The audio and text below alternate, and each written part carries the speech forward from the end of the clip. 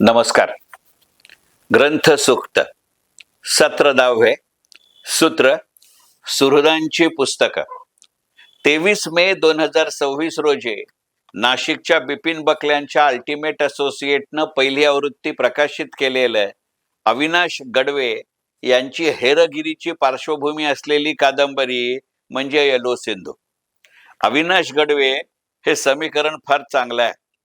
एका अर्थानं शांतपणानं एका मल्टीनॅशनल कंपनीमध्ये असिस्टंट डायरेक्टर या पदावरती अशा अत्यंत महत्वाच्या पदावरती कार्यरत असलेली व्यक्ती, पण त्याचबरोबर कविता, शब्द, कथा यांची अत्यंत चांगला नाद असलेला, छंद असलेला, गती असलेला आणि प्रचंड प्रगती केलेला लेखक म्हणजे अविनाश गडवे. आवती या नावानं हा अनेकदा लिहितो. फेसबुकवरतीही अधेमध्ये हा आपल्याला दर्शन देत असतो. येलो सिंधू ही त्याची प्रकाशित होणारी पहिली कादंबरी असली तरी याच्या आधी त्यांची 5 पुस्तकं प्रकाशित झाली आहेत. मॅन्युफॅक्चरिंग एक्सलन्स हे ते ज्या क्षेत्राशी निगडीत आहेत त्या क्षेत्राशी संबंधित असं पुस्तक आहे. कारण आपल्या व्यावसायिक आयुष्यामध्ये प्रत्यक्ष उत्पादन आणि प्रोडक्शनच्या बरोबरीनं उच्च पदावरती काम करत असल्यामुळे एकंदरीतच HR, ट्रेनिंग या विषयांशीही संकल्प आणि संबंध असा त्यांचा येत असतो. संकल्पांनी संबंध येतो की संबंध येतो म्हणून संकल्प पडतो, अशाही पद्धतीचा विचार करावा असं व्यक्तिमत्व म्हणजे अविनाश गडवे.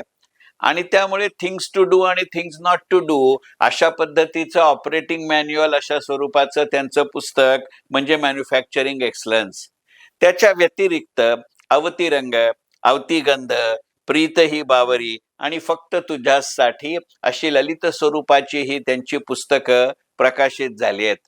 आणि ते त्यांच्या ब्लर्ब मध्ये म्हणतात तसं त्यांनी स्वतःच या पुस्तकाचा ब्लर्ब लिहिलाय की हे सगळं करत असताना एकीकडे नोकरी आणि दुसरीकडे हे ललित लेखन, वाचन, अनेक पुस्तकांना प्रस्तावना, अनेक पुस्तकांचे परिचय लिहिणं, हे करत असताना हेरगिरी हा शब्दप्रयोग किंवा हे क्षेत्र त्यांना मनापासून खुणावत होतं. आणि मग त्यातनं कादंबरी लिहिण्याचा मोह आवरेना आणि या मोहातनं निर्माण झालेली 23 मे 2026 रोजी पहिली आवृत्ती प्रकाशित झालेली 187 पानी 300 रुपये किमतीची कादंबरी म्हणजे अविनाश गडवे यांची येलो सिंधू. या येलो सिंधू या पुस्तकाची प्रस्तावना लिहिण्याचं भाग्य मला मिळालं आणि त्यामुळे या व्हिडिओच्या निमित्तानं त्या प्रस्तावनेचं अभिवाचन करत या व्हिडिओचा समारोप करतो. कारण ही रहस्य कादंबरी आहे आणि त्यामुळे त्याच्या कथानकाविषयी मी काही बोलणं हे योग्य नाही. आणि वैयक्तिक आयुष्यातही अविनाश गडवे हे मित्र असल्यामुळे शारीरिक हल्ला झाला नाही तरी त्यांच्या मिस्किल शैलीमध्ये आपल्या नकळत पण त्यांच्या अवधानाने काय शाब्दिक हल्ला होईल याची हेरगिरी मी आत्ताही करू शकतो. पण त्या हेरगिरीमुळे नव्हे तर माझ्या नेमक्या या पुस्तकाबद्दलच्या भावना प्रस्तावनेमध्ये प्रकट झाली आहेत. म्हणून त्या प्रस्तावनेचं अभिवाचन अविनाश गडवे यांची आवर्जून वाचावी आणि त्यातही आजच्या संदर्भामध्ये पूर्णपणाने चपखलपणाने लागू पडावी अशी कादंबरी म्हणजे येलो सिंधू. रशिया युक्रेन युद्ध असू दे किंवा अमेरिका इराण युद्ध असू दे, ऊर्जेसाठी युद्ध आहे की सत्तेसाठी युद्ध आहे? मग सत्ता ही ऊर्जा असते की ऊर्जा ही सत्ता असते, असे प्रश्न आपल्याला पडतात. ही युद्ध आत्ता सुरू झाली तरी सुद्धा लेखकाला जो न देखे रवी वो देखे कवी या पद्धतीनं काही संकल्पना मनामध्ये असतात का? कारण असेच प्रश्न मनामध्ये निर्माण करणारी कादंबरी म्हणजे अविनाश गडवे यांची येलो सिंधू. नाशिकच्या अल्टिमेट असोसिएटच्या बिपिन बकले हेही माझे सुहृद आणि मित्र आहेत.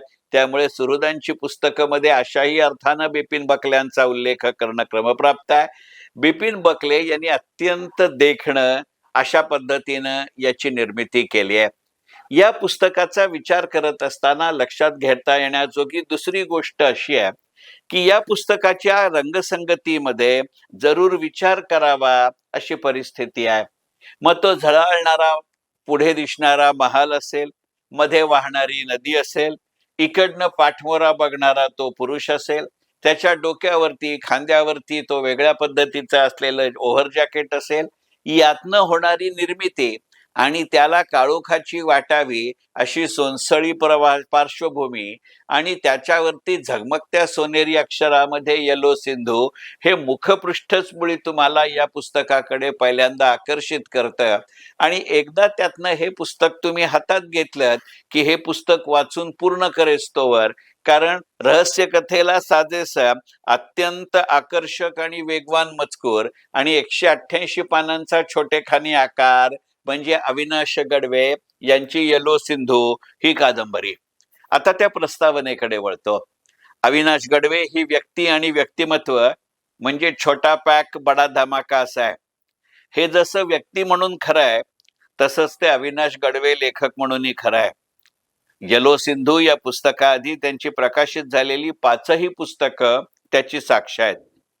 त्यांची कथा कवितेसारखी मनात रुंजी घालते आणि त्यांची कविता त्यातली कथा बीज सुचवत राहते. हे रहस्य शब्दांचं आहे की त्याच्या विभ्रमाचं आहे, हा प्रश्न अनुत्तरित ठेवणं हे अविनाश गडवे या व्यक्तीचं आणि त्याहीपेक्षा अविनाश गडवे या व्यक्तीचं लेखक म्हणून असलेल्या रूपाचं वैशिष्ट्य आहे. आणि हे वैशिष्ट्य आणखीन उच्च पातळीवर नेणारं असं हे त्यांचं नवीन पुस्तक येलो सिंधू. त्याची सुरुवातच या पुस्तकाच्या स्वरूपानं होते. यात ही कथासंग्रह आणि कविता संग्रह याची वाट चालणारे अविनाश गडवे यावेळी कादंबरीचा आकृतीबंध निवडतात.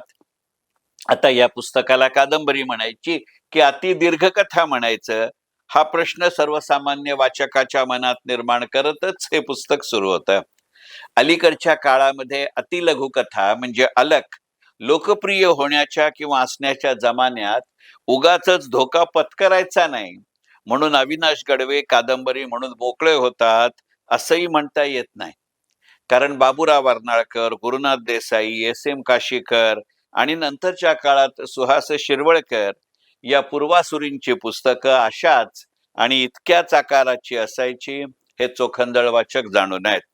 स्वच्छ, स्पष्ट, सिध्या साध्या चेहऱ्यानं अविनाश गडवे जसं त्यांच्या श्रोत्यात हास्याचा धमाका उडवून देतात, त्याला साजेसा स्वर आणि सूर लावत हे पुस्तक सुरू होतं आणि हा सूर आणि स्वर संपूर्ण पुस्तकभर वाचकाला पुढे पुढे नेत राहतं आणि हे पुस्तक वाचून पूर्ण करेस्तोवर तुमच्या हातून पुस्तक खाली ठेवलं जाणार नाही याची पूर्ण दक्षता आणि काळजी घेतं.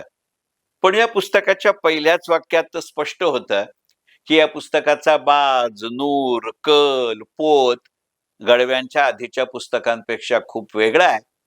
आणि मगाशी मी म्हटलं त्या रहस्य कथा लेखकांच्या रहस्य कथा किंवा रहस्य कादंबऱ्यांपेक्षाही पूर्णपणानं वेगळा आहे.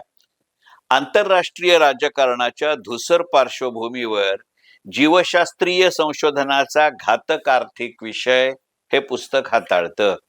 मी हे वाक्य पुन्हा म्हणतो. आंतरराष्ट्रीय राजकारणाच्या धूसर पार्श्वभूमीवर जीवशास्त्रीय संशोधनाचा घातक आर्थिक विषय अविनाश गडवे यांची येलो सिंधू हे पुस्तक किंवा रहस्य कादंबरी हाताळतं.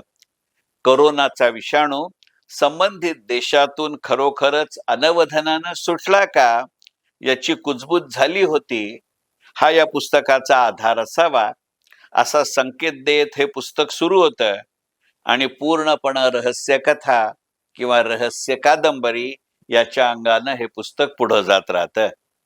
तशी या पुस्तकामध्ये मोजकीच व्यक्तिमत्व आहेत आणि त्यातही काही अपेक्षित आणि काही अनपेक्षित वळणं घेत ही कादंबरी आपलं कथानक सांगत राहते. अशी कथानक आशय म्हणून एकमेकांपेक्षा फार वेगळी कथा मांडत नसतात.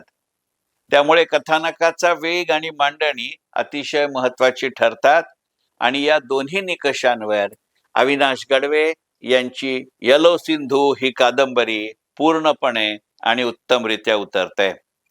या पुस्तकाला शुभेच्छा देत असताना आणि या पुस्तकावरती व्हिडिओ करत असताना त्याचं कथानक सांगणं तर सोडाच, पण सुचवणं सुद्धा या पुस्तकाच्या प्रकारावर अन्याय करणारं ठरेल याची पूर्ण जाणीव ठेवत इतकंच म्हणेन की मित्रवर्य अविनाश गडवे यांची ही रहस्यमय कादंबरी, ज्याचं प्रकाशन माझे दुसरे मित्र बिपिन बकले यांनी केलंय, हे एकदम जमलेलं गणित आहे. त्याचा अनुभव आणि आनंद तुमच्या माझ्यासारख्या वाचकांनी घेतला पाहिजे, हे निसंशय. अविनाश गडवे लिखित, बिपिन बकले यांच्या अल्टिमेट असोसिएट प्रकाशित यलो सिंधू. मनपूर्वक धन्यवाद. ग्रंथसूक्त.